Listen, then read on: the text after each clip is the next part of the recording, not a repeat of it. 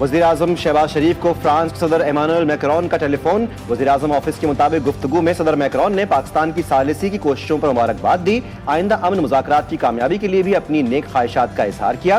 وزیر اعظم نے کہا کہ پاکستان خطے میں امن و استحکام کے لیے اپنی کوششیں جاری رکھے گا۔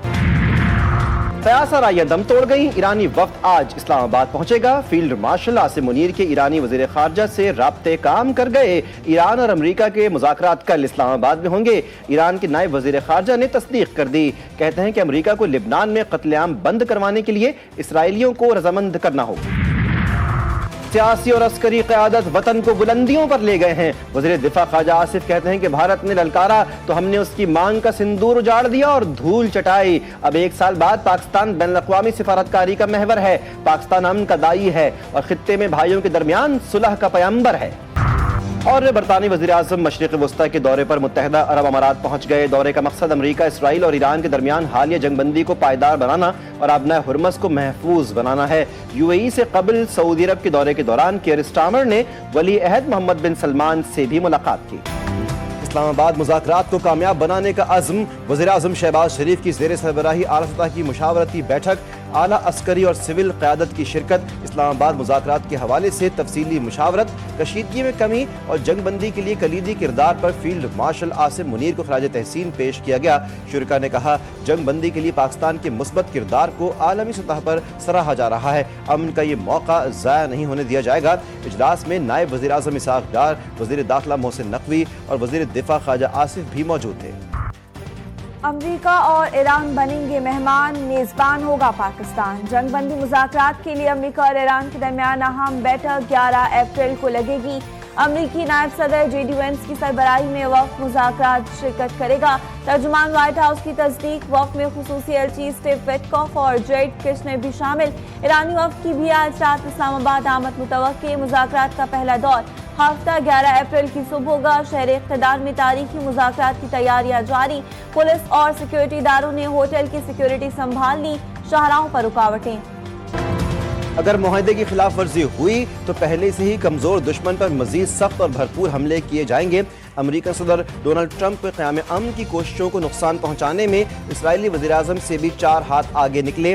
سوشل میڈیا پر جاری پیغام میں کہا کہ امریکہ کے بحری جہاز، طیارے اور فوجی اہلکار ایران کی گرد و نواح میں تعینات رہیں گے جب تک کسی بھی ممکنہ معاہدے پر مکمل عمل درآمد نہیں ہو جاتا۔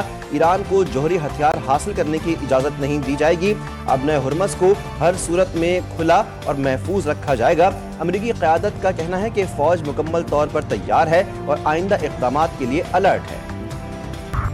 مشرق وسطی میں قیام امن کی کوششوں کو شدید دھچکا۔ لیبنان پر اسرائیلی حملوں کے بعد آبنائے ہرمز میں جہازوں کی آمد و رفت کو ایران نے محدود کر دیا۔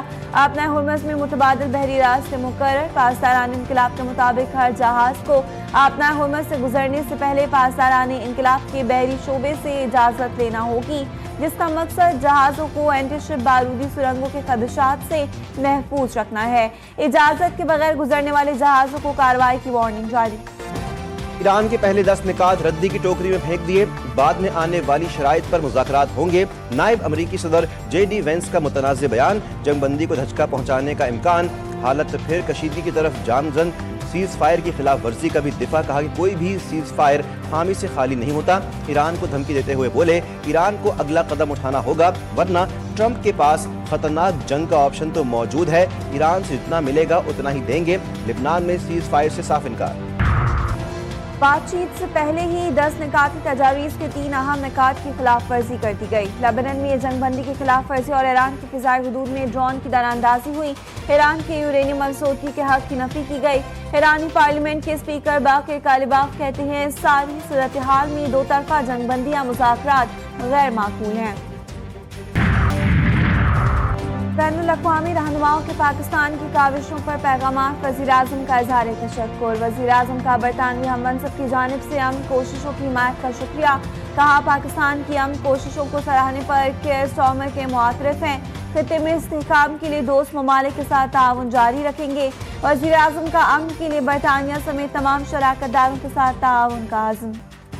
لبنان سیز فائر کا حصہ نہیں، ایران جنگ بندی امریکہ کی بہت بڑی جیت ہے۔ وائٹ ہاؤس کی ترجمان کیرولین لیوٹ کہتی ہیں صرف 38 دن میں فوجی اہداف حاصل کیے، ایران کی فوجی طاقت تقریباً ختم کر دی ہے۔ ایران کی جنگ بندی مذاکرات کو مشروط کرنے سے متعلق خبروں سے آگاہ ہے۔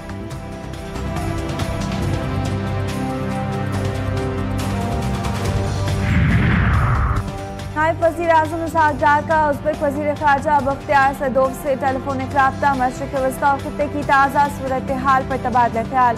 دونوں رہنماؤں نے خطے میں امن و استحکام کے لیے جاری کوششوں پر گفتگو کی۔ ازبک وزیر نے پاکستان کی قیادت کو سراہتے ہوئے امن کے لیے اس کی کوششوں کی مکمل حمایت کا اظہار کیا۔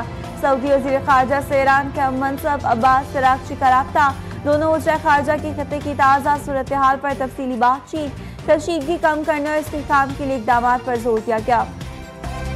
وزیر داخلہ محسن نقوی سے امریکی سفیر نیٹلی بیکر کی ملاقات، مشرق وسطی کی صورتحال پر بات چیت، جنگ بندی کا خیر مقدم کیا گیا۔ امریکی سفیر کی جانب سے پاکستان کے مضبوط سفارتی کردار کی تعریف، اسلام آباد میں کل ہونے والے اعلیٰ سطح کے مذاکرات پر بھی تبادلہ خیال کیا گیا۔ نیتن یاہو کی ہٹ دھرمی، جنگ دوبارہ شروع کرنے کی دھمکی دے دی، بولے ہمارے مزید اہداف ہیں جنہیں معاہدے یا جنگ دوبارہ شروع کر کے حاصل کریں گے۔ اسرائیل جنگ دوبارہ شروع کرنے کے لیے تیار ہے، ہماری انگلیاں ٹریگر پر ہیں، چاہے معاہدے سے یا طاقت سے۔ افزودہ یورینیم ایران سے ختم کر دی جائے گی۔ ایران کے ساتھ جنگ بندی میں حزب اللہ شامل نہیں۔ مزید کہا جنگ بندی کا معاہدہ اسرائیل کے مکمل تعاون سے کیا گیا اور جنگ بندی اختتام نہیں ہے۔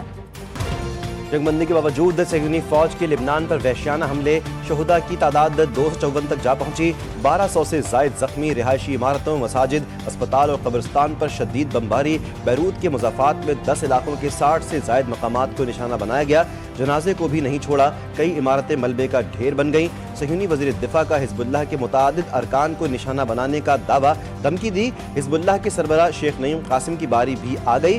اسرائیل کے وحشیانہ حملوں پر لبنانی حکومت کا آج یوم سوگ کا اعلان۔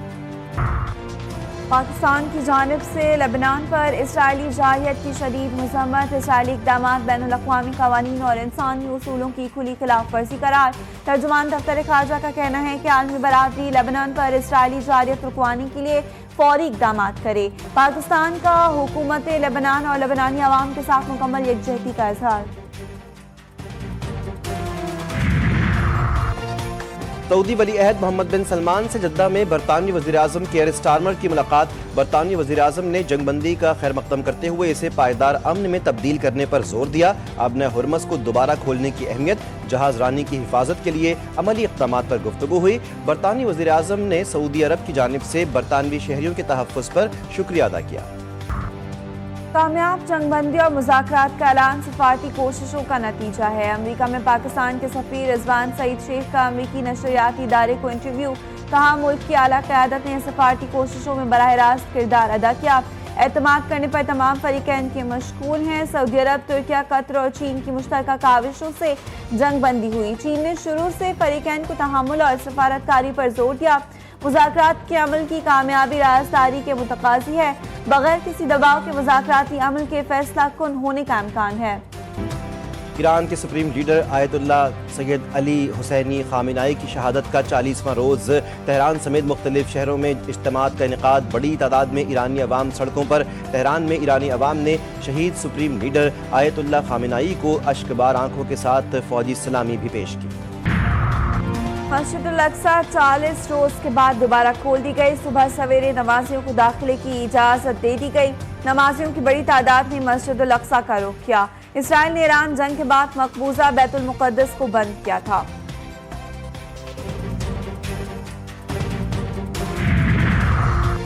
پاکستان کسٹمز کی جناح انٹرنیشنل ایئرپورٹ کراچی پر کارروائی، مسافر سے سونے کے زیورات، گولڈ بارز اور بڑی مقدار میں غیر ملکی کرنسی برآمد، مقدمہ درج کر لیا گیا۔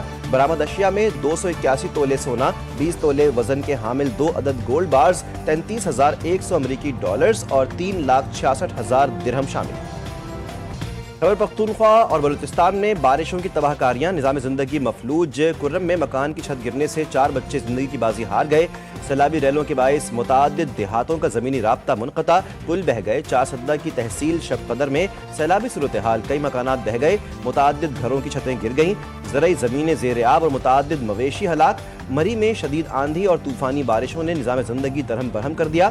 درخت گرنے اور بجلی کی تاریں ٹوٹنے سے کئی علاقوں میں بجلی معطل. لینڈ سلائڈنگ کے باعث اہم شاہراہیں متاثر.